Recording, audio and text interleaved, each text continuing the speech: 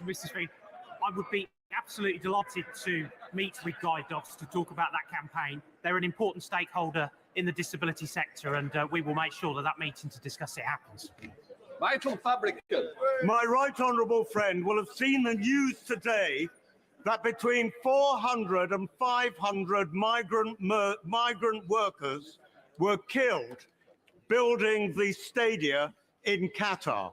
Does this not make FIFA's decision to choose Qatar as a location even more ridiculous? And will she join me in condemning FIFA in the way that they have kowtowed to the government of Qatar in relation to their anti-LGBT bullying?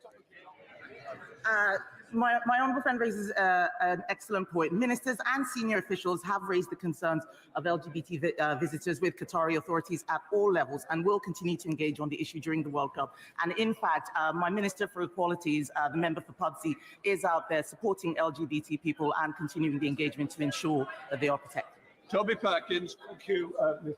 Speaker. Black and ethnic minority students are proportionately higher within further education colleges, but the number of black and ethnic minority lecturers is small, and the number of black and ethnic minority college leaders is tiny. So what is the government actually doing to address this?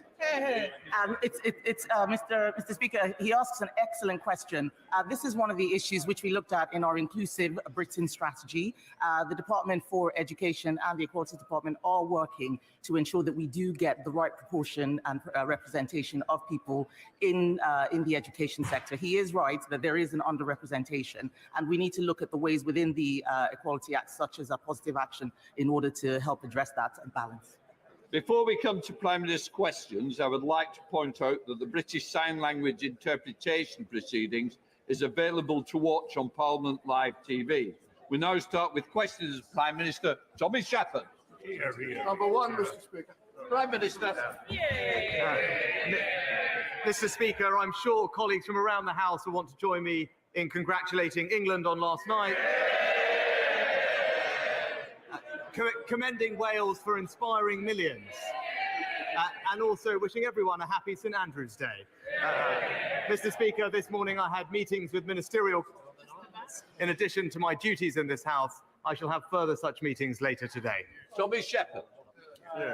In 2014, his predecessor David Cameron signed up to the Smith Commission, which promised, amongst other things, that nothing in its report would prevent Scotland becoming an independent country should the people of Scotland so choose. Can I ask the Prime Minister, does he share that view? And if he does, and in light of last week's Supreme Court judgment, will he bring forward legislation to allow that choice to be exercised? Prime Minister. Well, Mr. Speaker, we did have that conversation not so many years ago. It was described as a once-in-a-generation referendum. And we discussed this last week. I think what the people of Scotland want is for us to be working constructively together to focus on their priorities. That's indeed what we're doing in his own area, investing hundreds of millions of pounds in a growth deal and ensuring that with a new concert hall, we can enshrine Edinburgh's reputation as a city of culture. Sir Paul Beresford. Thank you, Mr. Speaker. I've just returned from the South Pacific and I found there a deep...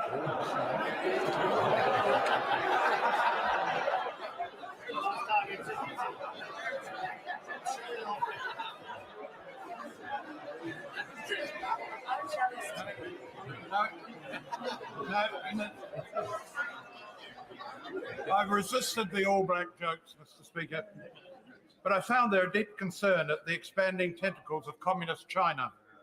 Would my right honourable friend agree with me that China is more than just, as he put it, a systemic challenge, but in fact an expanding, serious geopolitical threat? Prime Minister. Well, Mr. Speaker, China is indeed a country with fundamentally different values to ours and an authoritarian leadership intent on reshaping the international order, but actions speak louder than words. And that's why we passed the new National Security and Investment Act. Just recently, we used that act to block the sale of Newport Wafer Fab. And this week, with our announcement of Sizewell C, we ensured that China's state-owned Nuclear Energy Corporation will no longer be a part of the project. This government making sure that we protect our country's security. We now come to the Leader of the Opposition, Keir Starmer. Thank you, Mr. Speaker. May I join the Prime Minister in saying, well done, England. And I hope we can say that next week and the week after. Commiserations to Wales, so I'm sure we'll be back in the World Cup tournament before too long. And of course, Mr. Speaker, we mark that tomorrow is World AIDS Day. Mr. Speaker, Winchester College has a rowing club, a rifle club, an extensive art collection. They charge over £45,000 a year in fees. Why did he hand them nearly £6 million of taxpayers' money this year in what his Levelling Up Secretary calls egregious state support? Prime Minister. Mr. Speaker, I'm pleased he wants to talk about schools because we recently announced billions more funding for our schools. We're helping millions of the most disadvantaged children catch up with their lost learning. And we're driving up school standards, Mr. Speaker. But during COVID, he wanted to keep schools closed. We shouldn't be surprised because I listen to parents and he listens to his union paymasters. Mr. Speaker, his Levelling Up Secretary, I see him down there, who, after all, was Education Secretary for 4 years, said you could scarcely find a better way of ending burning injustices than scrapping these handouts. And here's why, and he talks about driving up standards. Just down the road in Southampton, and he'll know this, 4 in every 10 pupils fail their English or Maths GCSE this year. 4 in 10. Is that £6 million of taxpayers' money better spent on rifle ranges in Winchester or driving up standards in Southampton? Well, Mr. Speaker, he talks about school standards. It's under a Conservative government, and thanks to the reforms of the former Education Secretary, that now almost 90% of schools are good or outstanding. But Mr. Speaker, whenever he attacks me about where I went to school, he is attacking the hard-working aspiration of millions of people in this country. He's attacking people like my parents, Mr. Speaker. This is a country that believes in opportunity, not resentment. He doesn't understand that, and that's why he's not fit to lead. Mr. Speaker, if he thinks the route to better education in this country is tax breaks for private schools in the hope they might hand some of that down to state school, that's laughable. Trickle-down education is nonsense. And Mr. Speaker, it's not just the Levelling Up Secretary. His Education Minister sitting there asks, how much better would it be if Conservatives got rid of these handouts? He talks about his record. It's simple. He can carry on being pushed around by the lobbyists, giving away £1.7 billion to private schools every year, or we can put that money to good use. And the Tory scandal, he talks about his record. Hundreds of thousands of children leaving school without the qualifications that they need. I've made my choice. What's his? Mr. Speaker, we're improving school standards for every pupil in this country. It's our reforms that are leading to us marching up the PISA league tables for reading, for writing, more good and outstanding schools, more investment in every single school. But he talks about choice. This is about supporting aspiration, Mr. Speaker, and that's what this government is proud to do. Mr. Speaker, he really does need to get out more. And he talks about aspiration. Mr. Speaker, they are killing off aspiration in this country. And it's not just education. Why is the dream of home ownership far more remote now than it was when his party came into power 12 years ago? Prime Minister. Well, Mr. Speaker, what have we done in those 12 years? The highest number of new homes started in 15 years. Largest number of first-time buyers in 20 years. He talked about 10 years ago. What do we inherit? The lowest level of house building in a century. Mr. Speaker, would you believe it? Mr. Speaker, the simple fact is this. every year, the age at which people can buy their first home goes up. At this rate, under this government, a child born in the UK today wouldn't be able to buy their first home until they're 45. Now, I love my kids, but I don't want to cook them dinner in 30 years' time. Now, Mr. Speaker, I've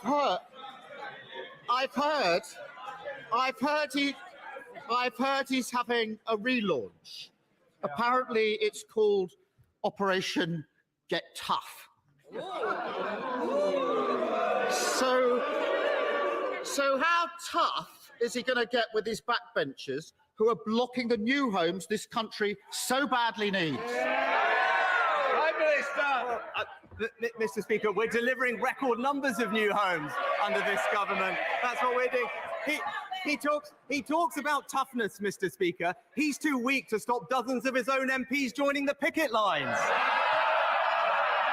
So what, if he wants to support those hardworking families and show some leadership, why doesn't he confirm right now that no Labour MPs are going to join those picket lines? Yes, Starmer. Mr. Speaker, whichever way you slice it, it's always the same. Whether it's private schools, oil giants, or those who don't pay their taxes here, every week he hands out cash to those that don't need it. Every week he gets pushed around, and every week he gets weaker. But I can help him with this one. He doesn't need to do another grubby deal. If he wants to defeat that amendment from his anti-growth backbenchers on national targets for housing, Labour will lend him the votes to do so. Country before party, that's the Labour way. Why doesn't he try it?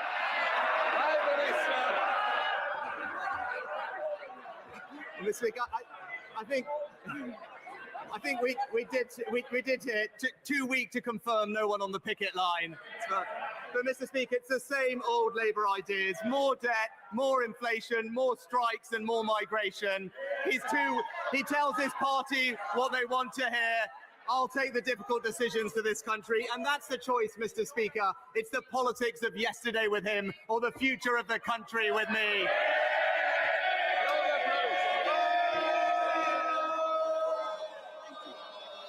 Thank you, Mr. Speaker. As hosts of this week's International PSVI conference, the UK again highlighted the need for more action to prevent sexual violence in conflict.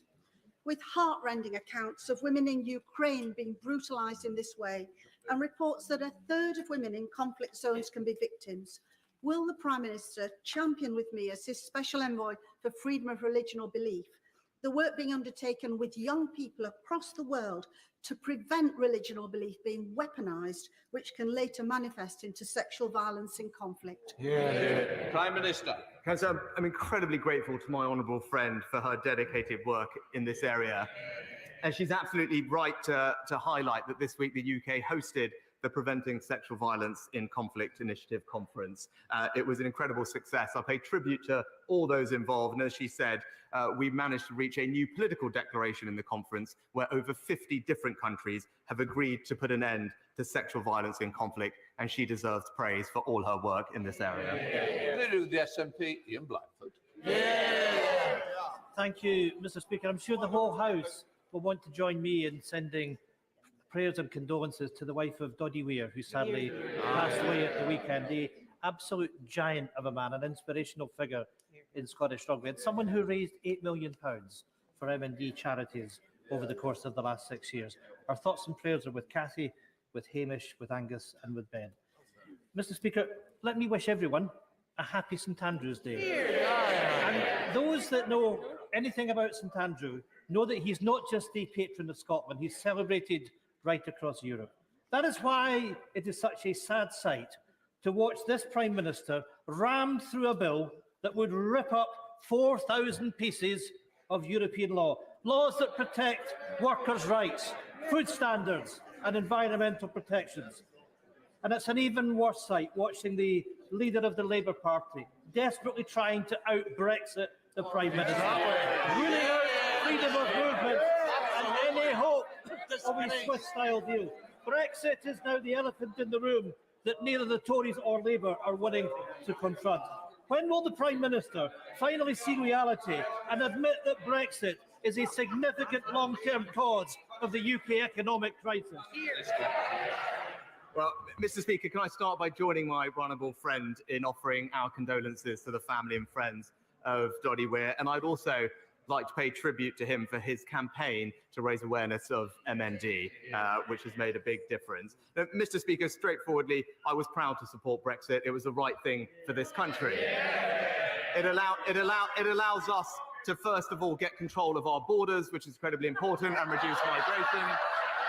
All of which, Mr. Speaker, I know I noticed what he said, and I agree with him actually about the slight dexterity of the Leader of Opposition on these topics of free movement. And I know he'll join me in reminding the Leader of Opposition about his previous promise to defend free movement of people, not something that we support, Mr. Speaker, but we're also seizing the economic opportunities, deregulating and signing trade deals around the world. That's how we'll drive growth and prosperity.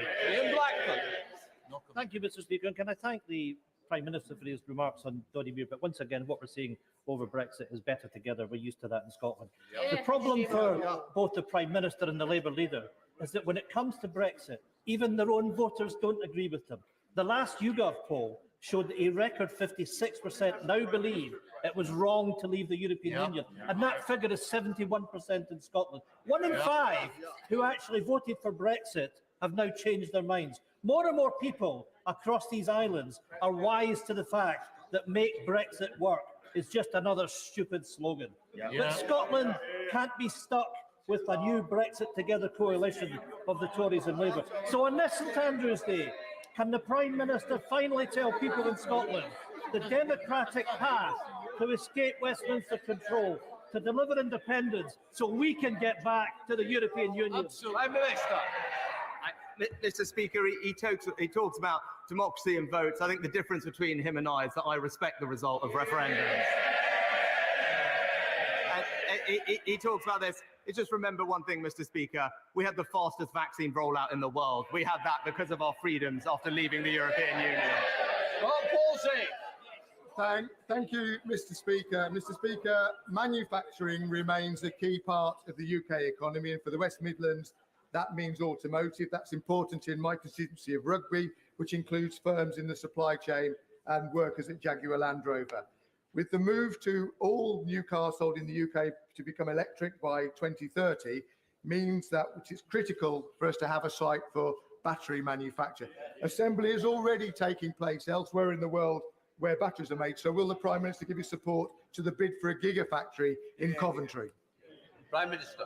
I pay tribute to my honourable friend's efforts to progress this project. We're fully committed, Mr. Speaker, to securing investment to grow our electric vehicle supply chain. Now, although he'll know I can't comment on individual commercial negotiations, we did announce in the Net Zero Strategy £350 million of funding in the Automotive Transformation Fund to support the development of that supply chain, and I wish him every success in his bid. Colin Eastwood. Yesterday, BBC Northern Ireland announced cuts to programming and jobs at BBC Radio Foyle that, in my view, will leave the station totally unsustainable. The BBC Charter places an obligation on that organisation to allow audiences to fully engage on local issues. This decision, in my view, is a very clear breach of that obligation, leaving licence fee payers outside the Greater Belfast area without proper local programming. Will the Prime Minister act to defend this very important local public broadcasting service? Prime Minister. Well, Mr. Speaker, I believe very strongly in local public broadcasting, and indeed the government has taken steps to support local media. I'll be very happy to look at the specific issue he raises and bring it up with the BBC when I next see them. Angela Richards. Thank you, Mr. Speaker.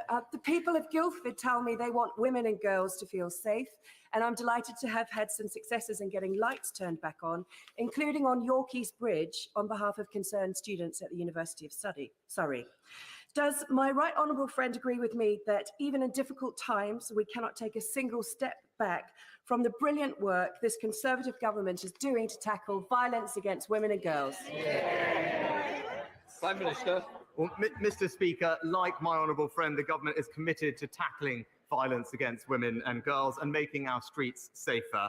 We've created the Safer Streets Fund, which funds additional patrols, extra lighting, and more CCTV. And indeed, the Street Safe online tool allows users, including those in her constituency, to pinpoint locations where they feel unsafe so that the local police can take appropriate action. And I'll continue to support her in her efforts.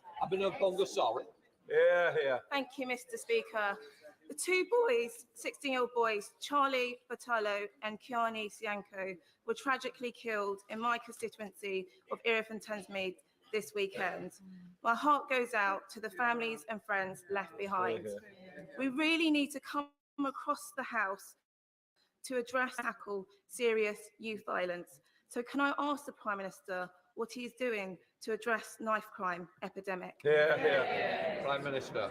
I thank the Honourable Lady for her question and join her in expressing my condolences to the family and friends of the two boys. I also read about it. It's an awful tragedy.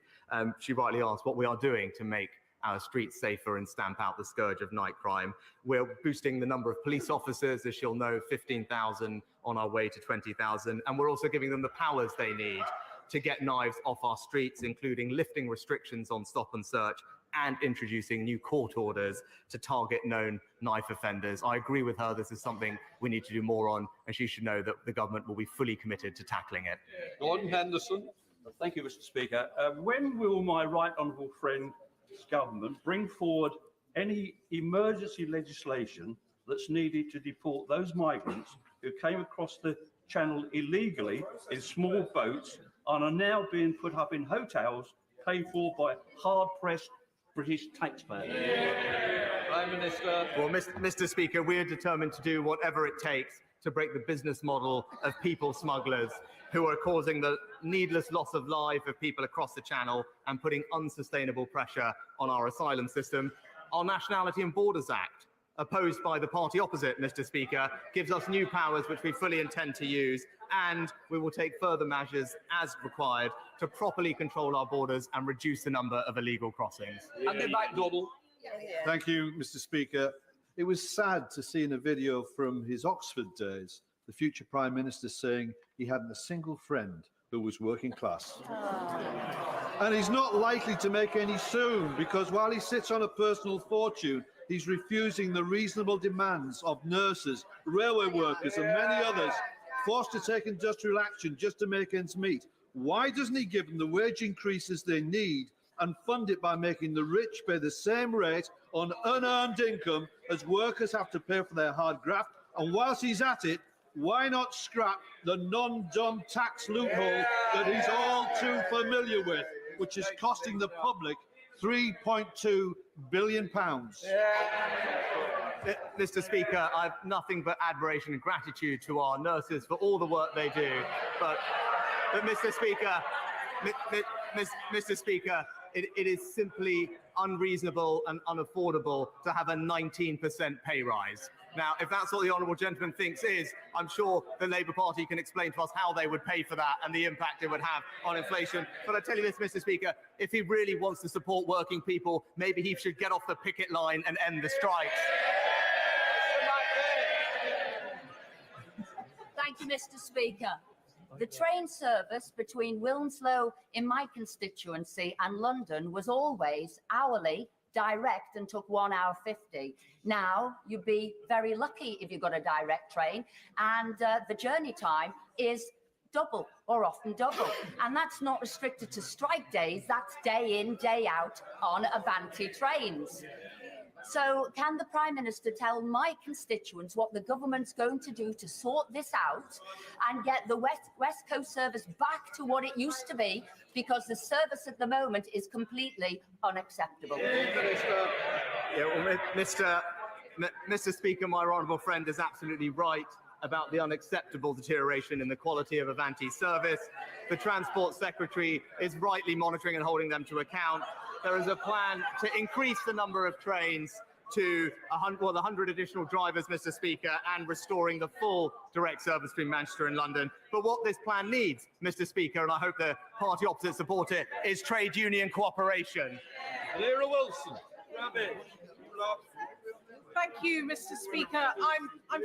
I'm sure members opposite felt a certain sense of deja vu watching the Welsh defence during last night's match. After all, they know what it feels like to have Marcus Rashford run rings round them.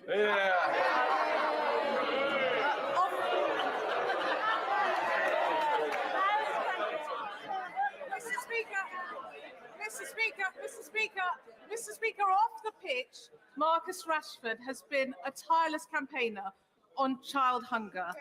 So, in the face of fierce Conservative opposition.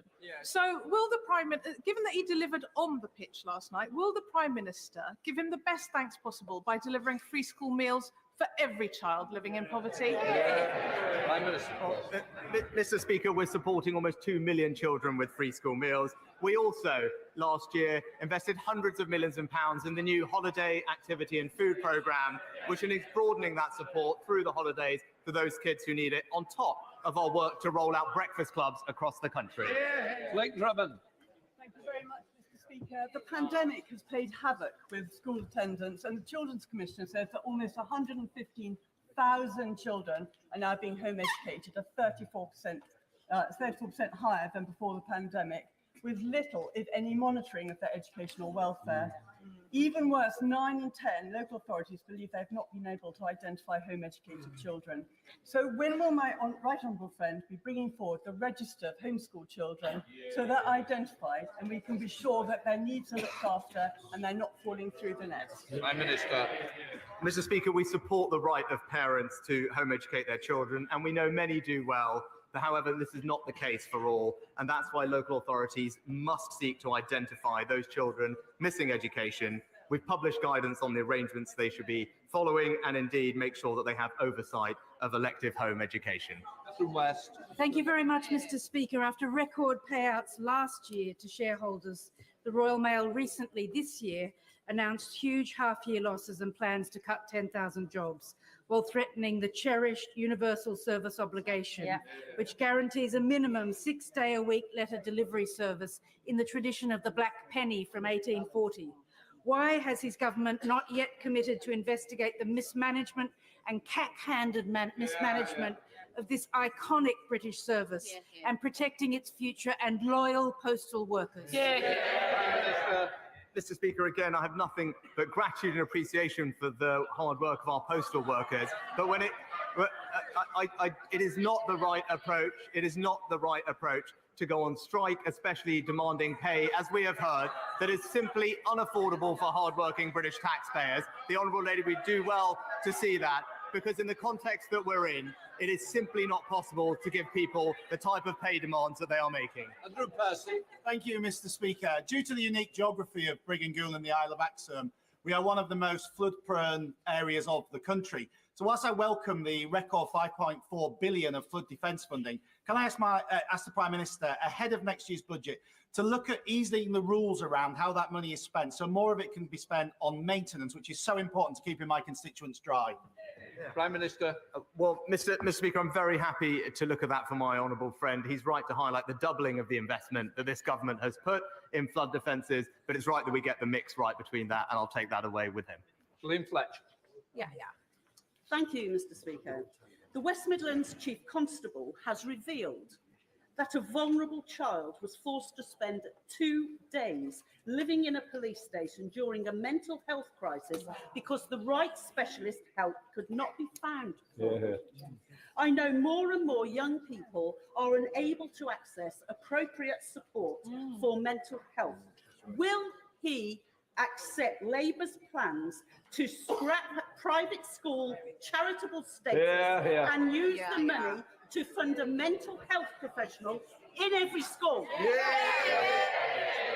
Well, Mr. Speaker, I'd say to the Honourable Lady, we've already committed to offer all state schools a grant to train a senior mental health lead by the end of this Parliament.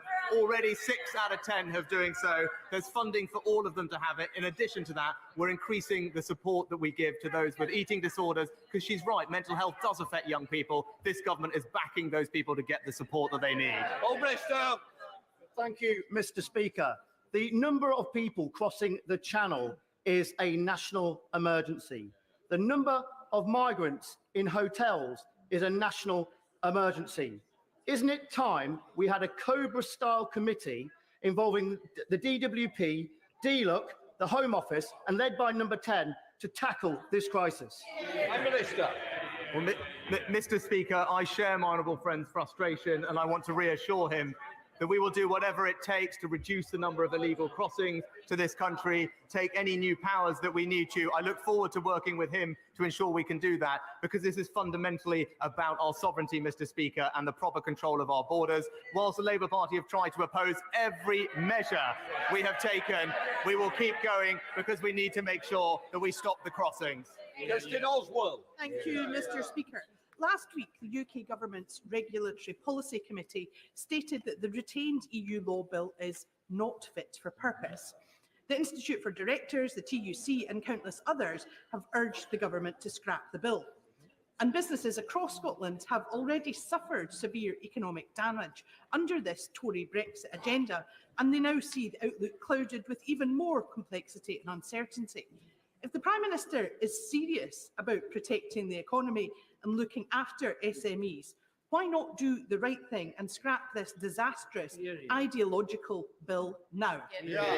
Prime Minister. Well, Mr. Speaker, actually taking advantage of our freedoms is going to drive growth and jobs and prosperity in the United Kingdom, whether it's in life sciences, whether it's reducing the burdens on data for those SMEs, whether it's in the financial services industry in Scotland. That's how we're going to create prosperity across this nation, Mr. Speaker, and that's why we're going to get on and deregulate post-Brexit.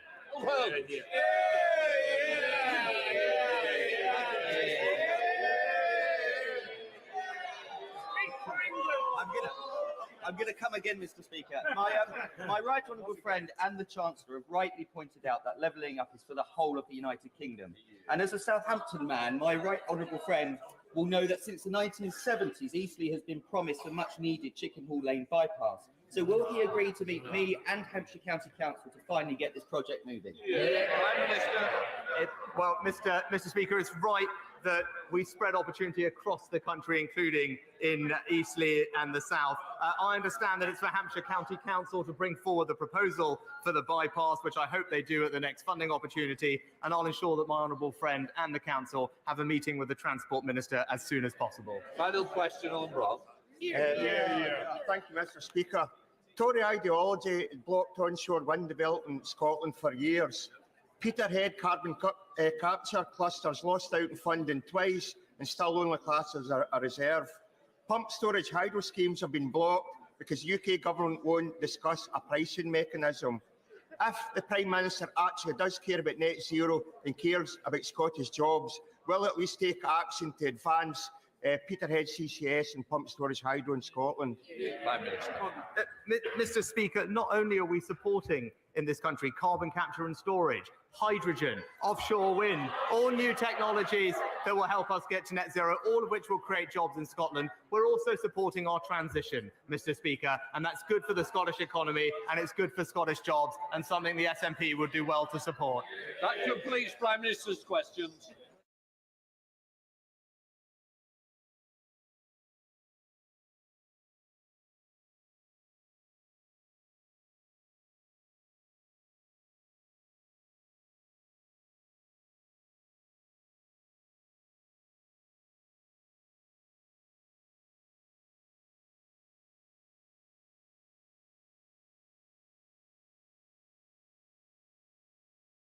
An update on the appointment of an independent advisor on ministerial interests and enforcement of the minister.